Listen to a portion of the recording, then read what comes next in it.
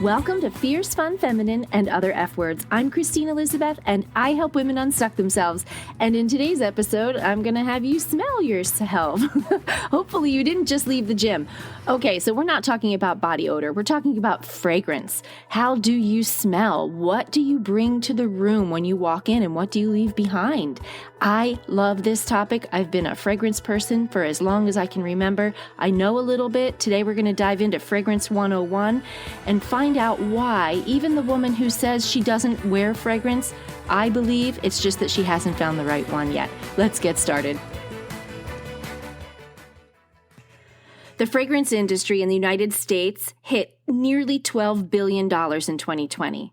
It bounced back faster than any other segment in the beauty industry. I own a beauty salon. I follow a lot of beauty trends, and fragrance is not part of my salon. I don't sell it, but I follow it because I love it. So fragrance conversations on social media were up 11% during 2020.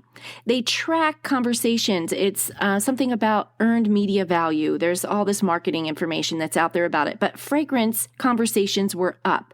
And they attributed that to people saying if they spritzed perfume, it was a mood booster. And the number one fragrance they talked about in 2020 online or in any media, Jo Malone. Mostly they attribute that to Jo Malone's gift sets. They have great marketing campaigns and it keeps them in front of you. So fragrance is a big deal. I mean, we're talking $12 billion in sales. It's something to talk about, and it's something that all women have experience with, whether it's drugstore perfume or department store perfume. And I want to talk about the basics of fragrance. We're going to get into the history of fragrance, some really cool trivia, and then how do you wear it? How does a woman wear fragrance? So let me just start with one of my favorite men in the beauty world, Tom Ford. Have you ever seen a picture of him? This guy's gorgeous. Anyway, he left Gucci in 2004 after he revitalized them. Gucci needed an overhaul. He worked with them in the fashion world and left them in 2004. Does his own thing now, but he got into fragrance. And there's a quote by him. And I think it's really cool because this guy has sunglasses. He's got all kinds of accessories. But this quote, I think fragrance might be more important than clothes. I'm actually not a very materialistic person. I'm so aware that everything we experience is transient. We have possessions and get to enjoy them, and sometimes they're very exquisite possessions. But I could be just as happy in New Mexico with no clothes and a one-room adobe house. It would be pretty. I'd have my one Indian pot in the right place and a little pallet bed in the perfect spot on the floor, but I wouldn't miss all the other stuff except fragrance. I'd have a harder time living without it than fancy clothes and fancy furniture. And I thought to myself, why is that? And why is fragrance important? It does play a role. Even in places you visit, there's a hotel in Mexico that I have frequented. I've been there several times, and they use fragrance in their lobbies. So when you walk in, it's this warm, citrusy, maybe orange. I'm not even sure. It's delightful. And every time I smell that fragrance, it brings me back. So fragrance is transient. It really is. Think about the fragrance maybe your grandmother wore or someone that was very special to you. If you get a hint of that or a little hit of it, it immediately brings you back to that person. Or how about just smells in general? There's certain smells we know memory is associated with smell. Like maybe for you, it's the standing at the bus stop. And if you smell the exhaust from a bus, it throws you back to your childhood. Or, I have something about railroad ties. You know that smell? and it brings me back to my childhood. And I don't know exactly what it was. Maybe they were used along the beach where I grew up. I'm not even sure, but it has a very familiar, comforting feeling to me. Well, perfume does the same thing. And I know you know that. I know that there's also fragrances that bring you bad memories, right? Well, we're going to talk about the positives. We're going to talk about how to find you a fragrance that feels good to you, that energizes you or comforts you, or any of the positive vibes. We're not going to go in the negative. We want to leave a good impression, right? And we want it to be for us first. And I will say, though, fragrance isn't just about our perfumes. The fragrance industry is so big, the home industry, home fragrance with diffusers and candles. I mean, we have stores completely devoted to it. So I'm not going to get into that, but even how your home smells, it leaves an impression.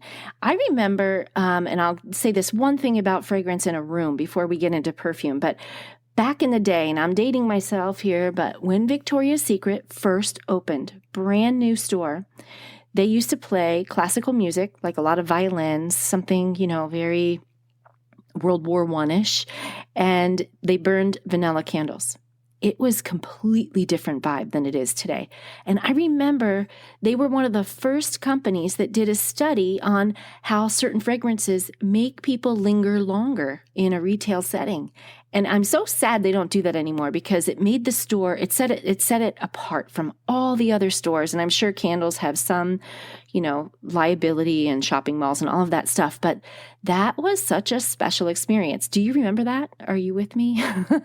The quality of the clothing was even amazing. All of it. The whole old school original Victoria's Secret was absolutely incredible. But they used fragrance to keep you there longer. And I'm going to say, for me, it worked. I liked being in there. It was like a getaway from the hustle and bustle out in the mall where you just walked into this, I'm just going to look at these beautiful things and not listen to music that's pounding, which I love. I'm a dancer. I like loud bumping music, but there's something about getting away and in a place that smells like vanilla. And it just was special. So your home fragrance is a whole other thing.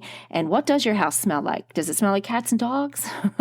Does it smell like food? It just depends. Everybody's different. But what do you want it to smell like when someone walks in? And sometimes it's great to have, this is really getting off subject, but I'm going to go here. It's great to have somebody come in your house that doesn't go very often and have them smell your home. And say, what do you smell? Does it smell good? Not? What? So you have an idea of where to begin because only you know what you want to make an impression for your friends and family. Anyway, I've been fragrance crazy since I was a kid. My mother had all of her perfume bottles. Actually, I think she still does. They're on a glass tray on a bedroom dresser. And they look so pretty sitting there. I just remember looking at them and holding the bottles. And, when my parents would go out for dinner or something, my mom smelled like a beautiful perfume and my dad wore a cologne. They both put something on before they went out. It was like the last accessory before they walked out the door. And I learned that that's an accessory a woman should always have. And you can tailor your fragrance to whatever you're doing, just like every other accessory. You're not going to wear, big gaudy jewelry if you're going to go play tennis. But you're going to wear something. Maybe you're going to wear a sports watch. That's an accessory. Maybe you're going to wear a headband. That's an accessory. Well, if you want to wear a fragrance, you're probably not going to want to wear something sensual unless you're crushing on the tennis coach. And then in that case, all is fair game. Okay, so let's just get into it. Let's get into the nitty-gritty of fragrance. I love I'm a quote person. They inspire me. I like to know where the original creators of fragrance were when they were creating fragrance and their why. And sometimes these are good for us to even think about. Perfume is a mark of female identity and the final touch of her style. Christian Dior. This one's one of my favorites. Ladies, a man will never remember your handbag, but he will remember your perfume. Olivier Creed. Oh my gosh. Okay. So I'm a shoes and handbag girl, but I'm also a fragrance girl. And it's the girls that are going to remember the handbag. It's the man that's going to remember your fragrance. And of course, one of the most famous quotes about fragrance, if you haven't heard it, I'm excited to share it with you. What do I wear to bed? Why, Chanel No. 5, of course. Who said it? Marilyn Monroe, one of the sexiest women still to this day. She just wore a fragrance. Okay, so fragrance. Earliest records of women wearing any fragrance date to 4000 BC. Perfume is the Latin word perfume. It means through, and fumus means smoke. So it's just the French rephrased it and renamed it and called it parfum. And they began by burning incense. So the very first form of perfume was incense, and it was created in modern-day Iraq about 4,000 years ago. So many people want to give credit to the French for perfume because that's where all the perfumes we know today, the perfume houses are. Most of them are in France. But really, it all started back in Iraq and ancient Egyptians. In wealthy ancient Egypt, they bathed after every meal and they added a perfume oil to the bath for some extra scent. Then it moved to the Greeks. Ancient Greeks were the first to use fragrance as aromatherapy. They believed that certain aromas increased health and vitality. And the Chinese chose to burn incense rather than wearing fragrance themselves.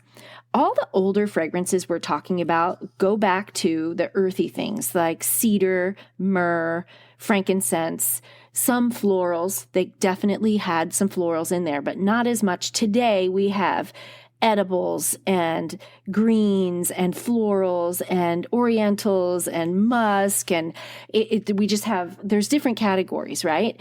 Back then it was a lot more earthy. And I think it's really interesting to know where they came from. And here's one that I love. I'm a musk girl. I like florals, but I love musk. And do you know where musk came from? Get ready to puke. Okay, there's this thing called a male musk deer. And there's a sac in front of this deer's penis. Yes, this is true story. They mark their territory from spraying from this little sac. And in its original form, this spray is putrid. Okay. But in the 1880s, there's this scientist who's out there trying to make a more powerful form of dynamite. And he learned, and I have no idea why he found this spray, but he learned if you take this musk from the male musk deer penis sac and you soaked it in alcohol, like similar to vodka for months or even years, you get this soft, beautiful fragrance in the 1880s.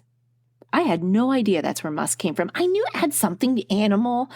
I didn't have any idea. Well, those deer are protected and they don't do that anymore. But another source, sperm whale vomit. Okay, what? So I have all these perfumes and it's like deer penis and sperm whale vomit. It's disgusting. Okay, but after eating a squid, they say the vomit smells literally like human waste and it sits on top of the ocean and oxidizes in the sun. And it comes up with this product they call ambergris. And this product, after it oxidizes for, I don't know, several months, can run you $15,000 for less than 2 pounds of it back in 2013. They created musk from this ambergris, this sperm whale vomit. Well, none of this really, well, they might still use sperm whale vomit, but the animals are protected. The deer and all that stuff, they're not getting captured for their musk anymore. Scientists are doing it synthetically. They're actually in the lab taking these original scents and recreating it. And something I learned and I never really thought about is even coconut. If you wear something that has coconut or have a room fragrance with coconut, a perfumer who studied in France once told me if you really go to the store and pick up a coconut or even cut one open or drink coconut water, it doesn't have a fragrance, does it? And I'm like, huh? Well, how do you know what coconut smells like? And I'm like, well, because everything that has coconut smells like coconut. And they said, but when you pick up a coconut, it doesn't have a fragrance, right? Wait, I'm confused. You're right. So is this a man-made fragrance? Is coconut just fake? Is everything I know a lie? Anyway, I guess there is some coconut oil when you bake coconut and you start to get that aroma. When you cook it, there's an aroma, but they don't have enough oil from just a coconut to make it make sense to put it in a perfume. So they create it synthetically because it would take a gazillion coconuts to get a few bottles. So what we smell as coconut fragrance isn't necessarily true coconut. They reproduce it because a coconut doesn't really give us fragrance. I just think it's interesting. So really, how do they make it? And this is important when it comes to the quality of your fragrance. So there's usually just an oil, like let's say coconut or lemon or lime or rose, whatever it is, and a carrier. And in most perfumes now, the carrier is either an alcohol or a combination of alcohol and water. And you know that when you spray certain things, you notice that there's a really strong alcohol scent that's where they're using more alcohol than they are the fragrance itself.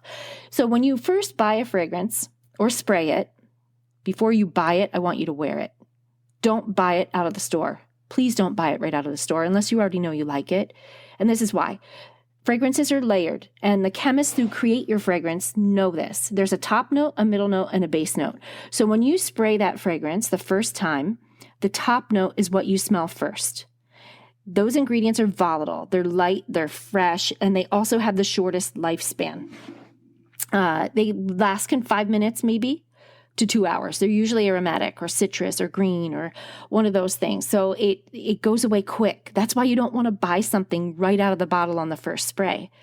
The middle note, this is the character or the intensity of the fragrance. And those open up within 10 minutes and stay on your skin for up to 3 hours. They're usually the floral, the fruit, or the spice. So you need to go spray it on your body, wear it, and let the top note die off and the middle note open up. And then the dry down. That's a fragrance term. When something dries down, what are you left with? You may notice that you smell like baby powder. Well, powder is one of the scents that's at the base. So the dry down is the base note of the fragrance. So it gives you the depth of the fragrance. They don't show up until 30 minutes of the fragrance being on your skin. They can last hours on your skin, even days on your clothing. Those are usually woodsy or musk or edibles like the vanilla or some of the deep powdery scents. So you want to spray something on your wrist or in the inner corner of your elbow, wear it for a full day before you decide you're going to buy it, because I'm going to save you money here. You may hate the dry down. It may not last on you more than 30 minutes. It may die off on your skin. You may find it gives you a headache. You just need to wear it first. And you need to understand the top notes are not what you're buying. That's what marketers want you to buy. The top notes are the volatile ones that you smell first. When you walk through a department store and they're hitting you with all these spray bottles of perfume, it's the top notes, and they're very volatile, aromatic, and it's a lot, right?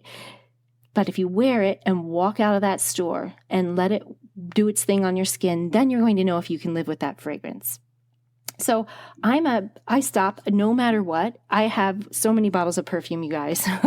I love perfumes, and but I don't buy them. Just like I said, I do exactly what I'm telling you to do, because I learned the hard way. Some of my favorite, there's a perfume called Light Blue by Dolce & Gabbana. I love it. It's just so yummy. It's summery. It's beautiful. It lasts on me 45 minutes tops.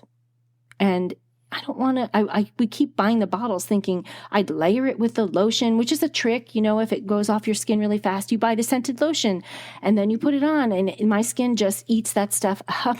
So I got schooled and learned, okay, how am I going to make fragrance work for me? And what do other people smell when I'm wearing it? Because sometimes what we smell is a completely different fragrance than what others notice. And so I am not shy. I'll talk to a tree if I'm the only one there with a tree. I can make friends with anybody. So this is what I do. Maybe some of you will try this. I don't know. If I'm on the hunt for a new fragrance, and it happens to me all the time, I'll spray it. I'll walk away from the fragrance department and I'll go to the men's department. And I'll have it on my wrist and I'll ask a man to smell the fragrance and tell me what he thinks of it. And I know that's crazy. I have asked women too, but I like to find out, like, what are men attracted to? Women tend to like clean florals unless we are in a more romantic mood, right? Well, rose can be romantic, but not usually for men. They don't usually like that. They want something a little bit more warm, and edibles like orange, vanilla, musk is not an edible, but they like something a little bit warm and seductive. So anyway, I put these fragrances on and I walk around with it. And on the top note, I ask, on the middle note, and on the base note, on the dry down, I ask, is this good or bad? And it's really interesting.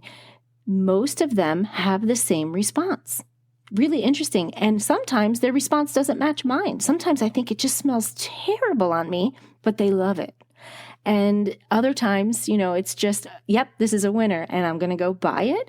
And the other thing I do is if a woman walks by and she smells absolutely amazing, I'll hunt her down and ask her what she's wearing. Have you ever done it? Do it. Because, there's so many fragrances. We couldn't possibly know all of them in the world. You know what your department store carries, but there's a lot more than what that department store carries. And so I want to know, what are you wearing? And usually I will not ask a woman who has different skin and hair than me. And there's a reason for that. I'm a natural blue-eyed blonde, and my skin runs a little dry. Deep, heavy perfumes don't do the same on me as they would someone from, let's say, St. Thomas, who's in the sun all the time, native, or African Americans, or even Puerto Rican. Like, their skin and their oil and their pH is different, and it smells absolutely amazing on them. And I have done this, so I learned by trial and error. I buy it for myself. My pH, my skin dryness or moisture or lack of oil, whatever it is, it doesn't work for me. So I find people that if they have the same look as me, right, and I can tell they're natural blonde or blue-eyed or fair-skinned, I'll ask them. And then I go find the perfume and I try it on me, and it works. I'm telling you, this works. Here's the other thing that works. The stores will give you a free sample. So good department stores will. You can't get away with this at the drugstore, but you can go spray it on yourself and also ask them to give you a free sample. And you can wear it for a few days and see how it wears on you and see if you like it. You don't have to spend all the money and then get home and hate the fragrance. So I'm trying to save you a little bit here. So I hope that helps, because I am actually obsessed with smelling good. Because, I just got back from a flight. Here's one reason why. Have you ever been shoved onto a bus or a plane with someone who doesn't smell good? Like, gosh, what is wrong with you? Take a shower. Their clothes don't smell good. They look dressed. They look done, like they walked out of the house that way, but their body odor is just putrid, or they smell like, I don't know, they just have a off-putting smell. There is nothing good about that when you're a woman. Actually, when you're a man either, but a woman should walk into a room in her femininity and her strength and inspire, not repel. And bad body odor repels. I don't know why these people can't smell it on them. Maybe they do smell it on them, and maybe I give you the benefit of the doubt. Sometimes, you forgot deodorant, you ran through the airport, and things happen. But that aside, for the most part, that's not it. It's just people that don't take pride in what they put out, in their body odor isn't that great. So deodorant and a little soap and some perfume on top, we're good to go. So let's just say now you found the perfume, you found the fragrance, you've learned to wear it. There's a top note, middle note, and base note. Maybe you have a sample of it for free that you're going to take home. What's the difference between all the levels, right? There's something that you need to know, because it does make a difference in how long it's going to last on your skin, and you're paying a lot of money for this stuff. So there is a difference between parfum, toilette, and cologne. And parfum has not the most oil, but for most stores that you go in, eau de parfum has 10 to 20% of perfume oil, and it can last on your skin generally up to 8 hours. Toilette is 5 to 15% of perfume oil. So it has a quick burst of beautiful fragrance before it fades. It makes a great first impression. They last somewhere between 4 hours, sometimes 7 hours. The eau de toilette goes all the way back, like to the 14th century Hungary. That was a really popular way of making fragrance then, because it wasn't, it was more like a water spritz, and it was just this fresh spritz of fragrance. And then they learned that it wasn't lasting, and they started adding more perfume oil, and that's where you get parfum. Cologne is the lightest choice of all three. So cologne only has 2 to 4% of perfume oil, and it's often used as like a body splash. And here's the thing, and it only lasts about 2 hours, and it started in Germany in 1709. So cologne's been here for a long time. But what's really interesting about cologne is the original cologne was actually a scent. It wasn't a form of perfume like parfum, toilette, cologne. It was a scent of bergamot, neroli, orange blossom. Like people like Napoleon Bonaparte and others were really entranced by this thing, cologne, that was created. And over the years, many houses started making their own version of cologne, and that's where the term eau de cologne came from, to refer to the style of fragrance, chiefly composed of like citrus and products from the orange tree, all different things from the orange tree. In modern times, now, cologne is the concentration. So that is the least strong of the concentrations. That's the one that's not going to last on you. It's just a burst in the beginning and then it goes away. Here's the one thing about cologne you may not realize. It's not just for men. So that's a distinctly American phenomenon. It dates back to the mid-20th century. It has to do with gender roles and the reluctance of American men to adopt something viewed as feminine. So to this day, a lot of American men use the term cologne to refer to all men's fragrances, regardless of style or concentration. But you know what's interesting now is that a lot of these fragrances are unisex, and they're not cologne. They can be a parfume, and they might be an oriental something, and a man loves it. I've had many men at the counter with me that wear something that I would think would be feminine, but on them it comes off amazing. By the way, I've done that thing with walking behind men in stores too and say, what are you wearing? Because, oh my gosh, there are a couple fragrances out there for men that are just earth-shattering. You just want to stand there and smell them all day. So instead of being a crazy stalker chick that walks behind them, and they're going to be like, why is this person following me? I just go up behind them and say, I'm sorry, you smell so good. What are you wearing? And they'll tell me. And it's usually a great conversation to open up to, but I run to the counter and I get a sample of that and I give it to every guy I care about. Like, you've got to try this and see how it works, because I just followed this guy all over the mall finding it because he smelled so good. So those are the three: parfum, toilette, cologne, and cologne can be for women. There are two other ones. Actually, I'll just go into one. There is a stronger parfum than just eau de parfum that's 10 to 20%, and it's called extrait, or extrait, if I spell it, extrait. Extrait, or extrait de parfum, is much more oil. It's up to 40%, it can be 15%, but up to 40% of oil. These are very expensive versions of a scent. There are some out there, this is going to blow you away, but if you can find an extrait of like one of the Chanel perfumes, you're going to pay $12,000 for an ounce of it. It's very pure and it's very concentrated. And they started doing that like way back in the 1890s through the 1950s, and then they stopped because of the cost. Well, now you can find them again, but not every perfume house or perfumery offers it. The higher end ones do. So here's the other thing about perfume when you buy it. Don't get the giant bottle unless you're going to wear that sucker every single day.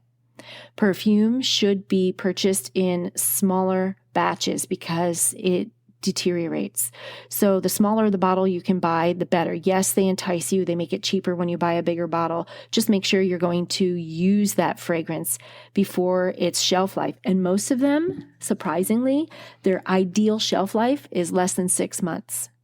So if you're not going to use that bottle in less than 6 months, and I know I don't because I have too many. So it's just something to think about. And I'm bad. I do tend to buy perfumes that, I have too many and I'm never going to use them within 6 months, but I try to use them within a year. I do try. If you do have a big bottle, one thing a perfumer online has recommended, and I learned this because I'm perfume crazy, remember, they say, get your big bottle of perfume, buy little vials. Like you could get little vials in a glass vial with a lid in any store, like a Michael's or something like that. Squirt your perfume or pour it into the little vial, in small doses, and store the rest in a refrigerator or in a cold, dark place, and it'll keep longer. So storage is a big thing. You want to think about your perfume like fine wine. No joke. It should not be in your bathroom. Is it? Get it out of there. It's not going to last as long. It breaks down the chemistry. A lot of them are in dark bottles because they need to be protected from light. They should be stored in a cool, dark place. They say ideally 68 degrees and not in the sun. It's just like wine. You wouldn't put champagne in the sun. Don't put your light spritzy perfume in the sun. Keep it in a cool, dark place. It's going to last longer. How about how to wear it? Do you spray it all over your body? Do you spray it on your clothes? Where do you put it? Where are you supposed to put it? Well, here's the rules with perfume. And there really are no rules. You can do what you want, but I'm giving you information from someone who has, if I could come back in the next life as a perfumer, I would love it. I'd go to France, I'd study it. So I've already asked all these questions, and I actually read blogs from some of my favorite perfumers just to see what they're up to and learn from them, because they work with the chemists that create this stuff. And they say, don't ever rub it. And I've known that, and I used to do it. I'd spray it on my wrist and rub my wrists together. You're not supposed to do that. That creates heat in the skin, and it burns the alcohol off, which is in the top notes. It changes the complete fragrance. Fragrancers, perfumers hate that people do that. They want people to stop doing that because it ruins what they've created. You're supposed to put it not under your clothing. It's supposed to be where air can hit it so it can mix with the air. Okay? Neck, wrists, inner elbows, and get this one. They even say put it in your hair. Have you ever tried that? Now, my beauty salon, I have a line of products I carry called Amika. It's designed for blow-dry bars, and they have a signature scent, and people love their product because of how good it smells. But they also have a hair perfume. And I don't think, honestly, it's any different than a perfume you can buy in Walgreens. It's just their signature scent in a bottle called hair perfume. People that love their fragrance buy it and spray it in their hair. Well, why not? I'm not saying saturate your hair in it, but just give it a little whiff. It's going to last longer. And if you've never tried it, put it in the back of your hair. Leave a lasting impression. See how it works. I think that you would be surprised on how good it smells. But you don't want to saturate your clothes with it. You can put it on an accessory, or maybe you're wearing a little cape. Spritz a little tiny bit on the cape. It'll stay in there, but you don't want to cover your body in it. So your pH and your skin does make a difference in how long fragrances last. Fragrance does best on moist, hydrated skin. That's why people like to put it on when they get out of the shower. So right away. It also gives it time to dry down into what it's supposed to smell like. If you spray your perfume on right the last thing before you walk out the door, you're getting the top notes. Some of them need to dry down and open up before they're at their best, almost like a really good Cabernet Sauvignon wine. If you have a thick and chewy wine, you want to open it up and let it breathe before it's at its best. Same thing with fragrance. Spray it on and walk out the door. Sometimes you're doing it a disservice. You want to spray it on while you're getting ready. Let it open up in your skin and let it just do its work. And then you're going to smell absolutely amazing when you walk out. So that's my little tip on how to buy it, what to look for, what to smell for, find what you love, how to store it. I'm on a kick right now. I have so many different fragrances, and I'm not going to go into all of them because we don't have time. I'm on a kick with Francis Kirk de Jean right now. So he created his own line called Maison Francis Kirk de Jean. And every bottle he puts out hits it out of the park. Seriously, I'm not even a rose girl, and I love his rose fragrance. It has in the bottles, in one bottle, it has the essence from 250 full-bloomed roses from the French Riviera and Bulgaria. It's not a grandma rose perfume. It's kind of musky and floral and carefree. Oh my gosh, it's heaven.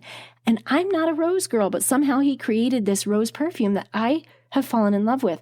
He has another one called Baccarat 540. He has so many that I bought a sample pack around Christmas time where it's just little. Have you ever seen those travel rollerball perfumes? Well, he has almost all of, well, not almost all, but he has probably 10 or 12 different ones in this little sample set where I can try all of them to see which one I like. And that was better than me asking the clerk, can you give me samples of 12 perfumes? They don't want to do that. They'll give you a sample of 1 or 2. They're not going to do a dozen for you. So I put the money into buying this, and I have found the ones that I love. And I love his style. He has been from other perfume houses and finally created his own in France.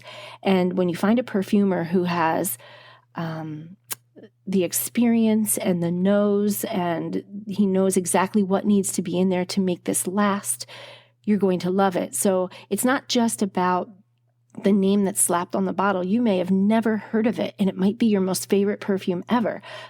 We were in Hawaii. My family was in Hawaii years ago, and it was at the age where my son was in high school and just starting to wear cologne. Just that young age where he's like getting into girls and all of that. And we were in the hotel gift shop, and he found something made in Hawaii, simple, really nice, clean, fresh fragrance. You can find it on the internet here or whatever, when you're on the mainland, but it's like a little unknown fragrance. And they just put this together and he fell in love with it. It doesn't have to be something that's from a department store with the name Chanel on it. It doesn't have to have the name Dior on it. You find what works for you. People will sometimes be blown away that you're wearing Taylor Swift from Target. It doesn't have to be something so famous that costs $250 a bottle. It's just what works with your skin that makes you happy and leaves a beautiful trail when you walk out of a room. And you can find some of the high-end perfumes in drugstores now. I don't know if you've noticed that, but our local Walgreens here in the greater Seattle area is starting to cover, like their Tom Ford is not in there, but there are some really good perfumes in there, and their price point is down. And a lot of people are concerned that it might be a watered down version or not the real version. No, they just stopped producing in sales in the big department stores, and they're showing up now in drugstores, and they're usually behind a glass case. But you don't have to just go with those. You can go with any Target. If you want to have a Gucci smell on a Target budget, you can do it. You just have to have, in Target, they're not going to be able to give you samples. So it's a little bit different. So you can go to Target and buy these inexpensive perfumes and try them out and see how they work. And there are some good ones. And you might get lucky and find one that you love, and that's going to be your fragrance. And hopefully they don't discontinue it. That's happened to me more than once. There's top 3 fragrances in the USA. Are you ready? In 2020, the top 3. Let's see if you know or wear one of them. Number 1, drum roll. Can you guess? Coco Mademoiselle Chanel. Number 1 in the United States in 2020. And remember, in 2020, that's pandemic year, lockdown, fragrances went bananas. People just went crazy for home fragrance and body fragrance. And this is still the number 1. I don't know if you know anything about Coco Chanel, Gabrielle Chanel. She was born an orphan. She started the Chanel houses and in the boutiques with hats and all of that in the 1800s. And Chanel number 5 is still the number 1 fragrance in the world. And when it was created, it was she was born in 1883. Okay, so Chanel number 5 is old. And when this fragrance was created, the perfumer brought her samples, and she liked the 5th sample he showed her, and that's how it's named Chanel number 5. So that has a long history, and her perfumer is famous for what he's done. And I mean, they're up to Chanel number 22. They have a whole bunch of different ones. They have Chanel Chance, which people go crazy for. But anyway, that's on another subject. That's just Chanel. Could be an entire podcast. She's amazing. Number 2 in the USA in 2020. Are you ready? I bet if you've been in a store, you've smelled this or you own it. Flower Bomb. It's by Viktor and Rolf. Number 3, I've already mentioned it, Dolce & Gabbana Light Blue. That's the one that I absolutely love, but it doesn't stay on my skin no matter what I do.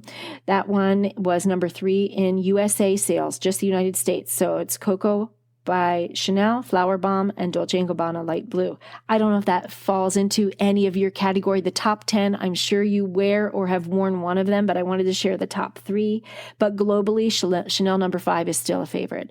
And I don't wear Chanel number 5 myself, but I understand the attraction to it, and it works well for a lot of people. I just tend to get a headache from wearing that one. And some people do have, what smells great might not work for you if you get a headache. And the idea is not to get a headache. It's more like aromatherapy. It should make you feel light and have more vitality, more energy, or more whatever mood you're trying to look for. So one of the things that I think is really interesting, and I'm going to wrap up with this about perfumes, is some of these perfume houses are ancient. You can still buy a perfume from a perfumery that was founded in 1760. I have perfume from this company, and it's called the House of Creed, or Creed, Creed. You can find this one in higher end department stores, and not all of their fragrances are going to blow you away. But it was a father to son thing where they were creating fragrances for King George III. It originally started with this father and son combo. They were creating scented gloves, riding gloves. They rode horses. And when the story goes that they created these leather gloves with this scent that made King George happy when he had to touch his face or, rest his hand on his chin. And now they still have a fragrance called Royal English Leather. The history behind it is amazing, and they are not pumping out anything in the world except fragrance. That's all they do. And a company that only does fragrance, for me, I know they're good because they're not diversified in all these other areas like sunglasses, shoes, fashion, clothing. I'm not saying that there aren't other places that do all of that and they're diversified and they don't have a good perfumer. But if you have a perfume house that is only doing perfume, they're good because everything that they put out there rides on it. That's how they're making money. Well, this place does make money. Their perfume is not cheap. I have one that is summery. I wear it in the summertime. It's kind of a coconut, lime, vanilla yumminess. And they have a travel size and I treat myself to that. But because it doesn't last on my skin very long, I also buy the lotion, the scented lotion. And that is a trick. And you probably know it already. But if you don't, always spritz on moisturized skin, whether it's a non-scented moisturizer or maybe you already have oily skin. But if you're dry like me, you need to moisturize. And if you want it to last longer, buy the scented lotion to go with it. So I love stopping at the Creed counter. If you happen to be in a higher end department store and you really want to get schooled on perfumes, stop at the Creed counter and talk to them about their perfumes. I mean, they'll tell you what's synthetic. They'll tell you what's natural. They'll tell you how long a scent was in the making before it was released. They tell you the nose behind the perfume, who created it, what inspired it. It's pretty cool. There's another one I've never visited and I would love to. It's Clive Christian, if you want to say it like that. They're from the UK, started in 1872. It originally was called the Royal Perfumery. And Queen Victoria, back in the day, allowed her crown to be used on bottles in 1872. It's been used ever since. And they create fragrance for the royals. And it's just a really interesting thing when you think about, wow, I'm wearing something that such and such wears. And I've never smelled it. I've never had a chance. But if I ever can get to a department store and I'm thinking it's going to be more in line of Harrods or something over across the pond, or maybe New York City, but nothing here in Seattle where I can get my hands on it. That's something that I would love to try. But some of these stories with these old perfume houses are fascinating. And if you love that kind of stuff, just stop at any fragrance counter and get the person that reps just that fragrance, and they'll tell you all about it. If you don't have the chance or you're not going to a shopping mall, there are some websites that you can use, and I live on them when I'm shopping a fragrance.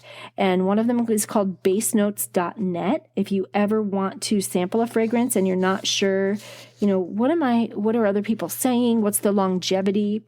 What's the sillage? What's the projection? All of these different things. Every person that's ever purchased that fragrance is on that website, and they're giving you their 2 cents. The other one that I like is called Fragrantica. That's my favorite one. And it's weird because I want to say fragrance.net, but it's called Fragrantica, and it's Fragrantica. That website is pure gold if you are in the fragrance market. If you have fragrance at home right now, Google, put it in the search bar. Don't Google, go on that website, fragrantica.com, put your fragrance in the search bar and pull it up and see what people say about it. Don't let I hate this, sway your opinion if you love it, but you can read about the composition of the fragrance, what notes are in the fragrance. It's kind of like a little education for you on what you're wearing. So I'm wrapping up here, and I just hope that now that you know, fragrance is one of those accessories every woman should have. What is your signature? Do you have one? What is it? Do you have a fragrance that you like to wear in the summer and one that you like to wear in the cooler months? Or are you a year-round one-scent girl? Or have you not found it yet? Because I believe every woman has a beauty about her in the way she smells. If you can come into a room and not project your fragrance all over the place, nobody wants that. You just wear enough that when you're talking to somebody, they just want to linger a little longer. What is it? What is it for you? Have you found it? Maybe it's your chance right now. We're transitioning. I'm recording this in May. We're going into summer. Maybe it's time for you to get in the stores and start spritzing and experimenting and finding your new scent, one that'll take you through summer. I would love to hear what your take is on fragrance. If you want to chat about it, I love this topic. My email address is fiercefunfeminine@yahoo.com.